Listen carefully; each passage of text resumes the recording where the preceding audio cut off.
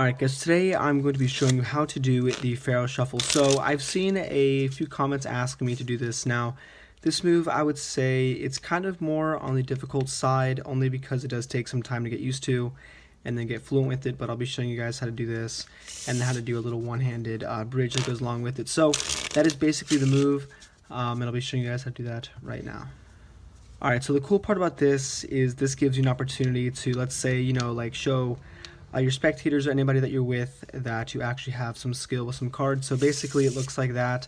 You are just pretty much intersecting every single card essentially. So when the cards go together like this, it's a little more precise than a riffle shuffle because pretty much every single card gets intertwined. So it doesn't have to be perfect every single time that you perform it. A lot of times people, you'll see people doing perfect Faro shuffles, and that's where they take exactly 26 cards and then they do it, and then every single card does get intertwined. But like I said, it's not really practical, but you can do this pretty much anytime you want to or need to, and this is how you're going to do it. So to start this off, basically you want to be able to get the grip right, so it would look like this. What I do is I take the deck and I kind of put it sideways, so it kind of looks, instead of the deck being more in this grip, I kind of have it like this, kind of like an elevated mechanics grip, except for my hand is now flipped over and the deck's kind of perpendicular to this table. So what I do from here is I'm just holding the deck kind of like this with my thumb on top, my three fingers here in the back, and then my index up top here.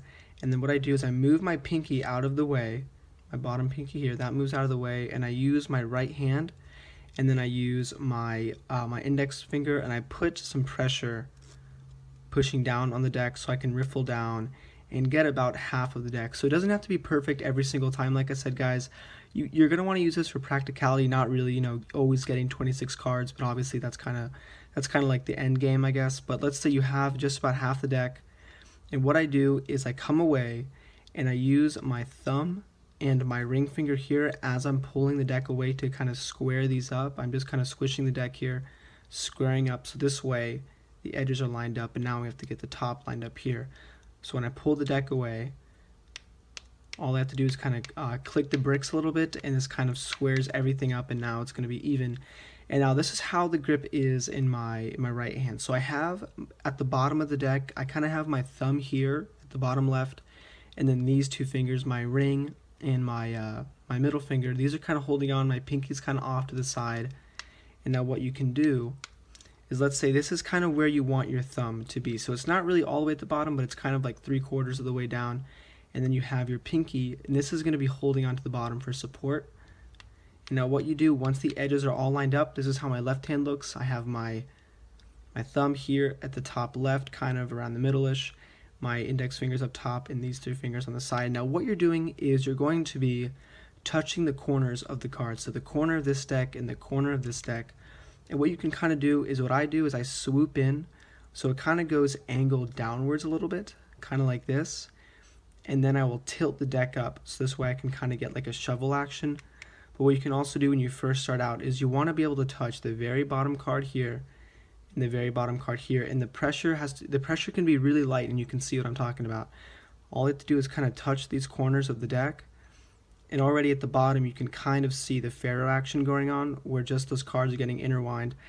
And to do this slowly, I'm going to have to kind of sway the right deck a little bit, left and right. But once you get fluid, all you have to do is find the spot and then apply some more pressure. So to do it slowly, when you first start out, all you have to do is lightly touch the bottom of the cards, and as you can see, they're already starting to Faro. And I go left and right. You can sway that left and right. You apply more pressure towards the decks. You go more left and right. And my grip is kind of the same. It's pretty much, I'm not really loosening up my thumbs, I'm kind of keeping it steady. And just like that, as you guys can see, the cards have now been pretty much Faroed here. You can spread it out and see that every single card is pretty much intertwined, and then you can square this up. And then I'll teach you guys how to do the fan as well, or the bridge, I mean. So again, we go back here, you tear about half the deck out, you square this up, you use my thumb and my ring finger here to square the sides up. I get the top sorted out.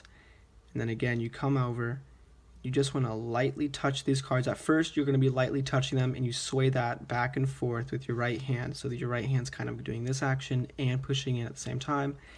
And what you want to do is you're going to be using your index here to be applying pressure towards the deck, and then your pinky at the back, and that's going to be pushing the deck in as well. So now you have both your hands gripping the decks, you push the cards in a little bit, and your grip with your thumbs should loosen up a little bit. So this thumb and this thumb, pretty much they're going to be a little bit more loose, that way you can actually push the cards in together. And at this moment you're going to use your index finger. This is going to come underneath the deck to support it. And now you should be able to hold the cards like this. So this way your thumb is putting a lot of pressure. These two fingers to the back are putting pressure. This way you can hold this stack of cards. And you're going to come over with your thumb and your middle finger. You're going to make sure you have both ends of these. So you have your thumb here, your middle finger here. And these are going to grab on, but not really push in too hard. What you're going to do is you're going to hold the tension here with your thumb and your middle finger over here. You're going to hold that tension.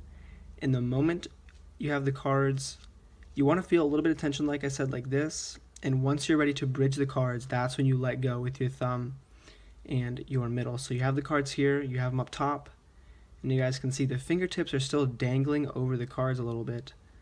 And at this point, you let go with your thumb and your middle finger. And it's pretty much like a standard bridge. You grip it and you slowly let the tension release, and then the cards will bridge. So hopefully this tutorial made sense for you guys. If you guys need to do or need to see that again, go ahead and rewind the video.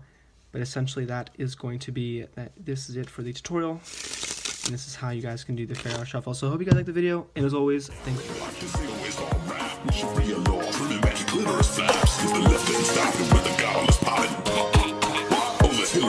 She's a literal